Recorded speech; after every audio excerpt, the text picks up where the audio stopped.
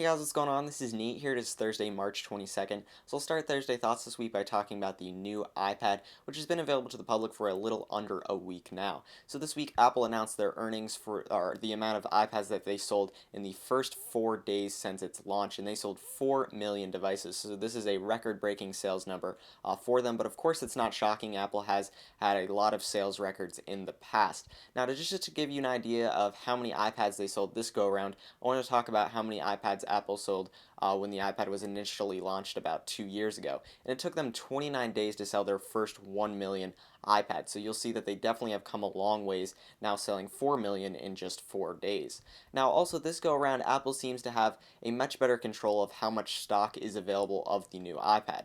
With the iPad 2, once the device actually went on sale, since there wasn't pre-orders, the amount of stock on Apple's online website started slipping drastically from 2 to 3 weeks to even up to a month, and it stayed like that for quite a long time. This go around, after about 3 days of pre-orders being available online, stock slipped to 2 to 3 weeks, but this week it now went back to 1 to 2 weeks. So that's a very good sign that we could see the iPad shipping in 1 to 3 days and maybe even 24 hours in the next couple of months. Also, what's amazing is Boyd Genius Report called a lot of the stores on March 16th in New York, the Apple retail stores, to see what kind of stock they had left of the iPad, and none of them were actually completely sold out of the device itself. And usually we do see sellouts, and this is not indicative of the fact that not a lot of people were coming out to buy an iPad. It was just the fact that Apple definitely had a much larger availability of the new iPad, with production beginning as early as early January anyway. So Apple definitely had things working properly to make sure as many people as possible could get a device on launch day. Apple, of course, doesn't just make a lot of their revenue through hardware. They're also making a lot of money now through applications. We saw the iPhoto application being demoed at the new iPad event, and since that application went on sale, it has sold over 1 million copies of the application itself. Now, this app sells for $4.99. It's available on the iPod Touch, iPhone, and iPad, and since over 1 million people have downloaded it, that's roughly about $5 million in revenue for Apple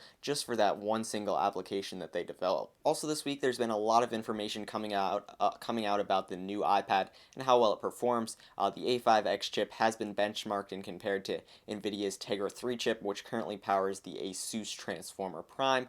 We've seen how good the quality is of the 5 megapixel camera and the 1080p video, so a lot of good stuff has been reported this past week. I'm not really going to go into too much detail about that stuff because I will hopefully be posting an iPad review sometime this weekend. Since I've had it for a little less than a week now, I want to have a full week to give you guys the most comprehensive review that I can of this device. But I did want to talk about the heat issues that some sites are saying that the new iPad has. Now, the new iPad definitely does run hotter than the iPad 2. It runs about 10 to 13 degrees hotter in some situations. Now, the reason for this is for a lot of different things.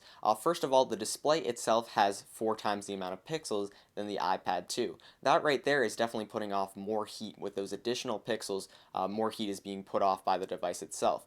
Also, the A5X chip is going to run much hotter since it has those quad-core graphics that has to power that very high resolution Retina display. That adds more heat right there.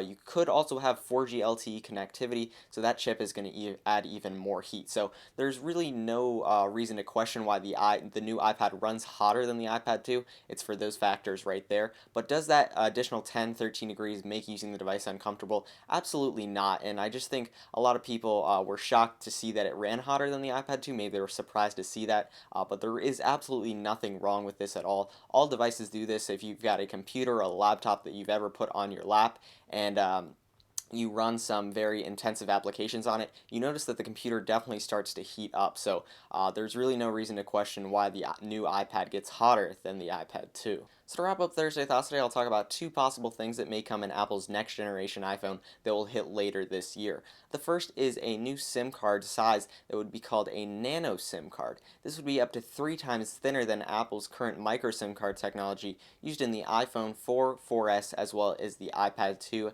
and the new iPad. So this new SIM card size What it would do is give more room for Apple with their internal parts, such as making a bigger battery, so that your devices can last longer.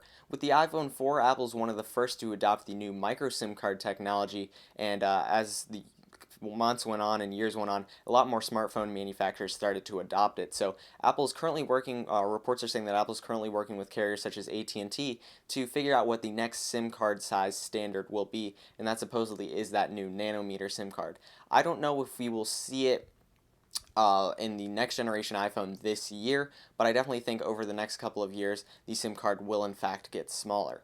Also, this week we're hearing reports of the next generation iPhone and how big the display will be on the device. One report is suggesting it will get a 4.6-inch size screen. I definitely don't think that's plausible at all. Apple has stuck at the same 3.5-inch screen size since the iPhone was released in 2007, so I don't expect them to make a leap that far. But another report is suggesting that it will get a 4-inch screen size. I think this is much more plausible, as a lot of other smartphone manufacturers are producing displays on smartphones that are bigger than the iPhone. I don't think Apple wants to get left behind with that same 3.5-inch screen size. And that report comes from the same people that said the new iPad would in fact be thick, a little bit thicker than the iPad 2. They said 0.6, and it turned out to be 0.7. So I think the credibility of this source is pretty good. And they also mentioned that the iPhone that Apple is currently working with a 4-inch screen type is just in the prototyping phase. It does not mean that we will see it in its final release. So thanks for taking the time to watch this video. Please like it, subscribe, and I'll see you guys later.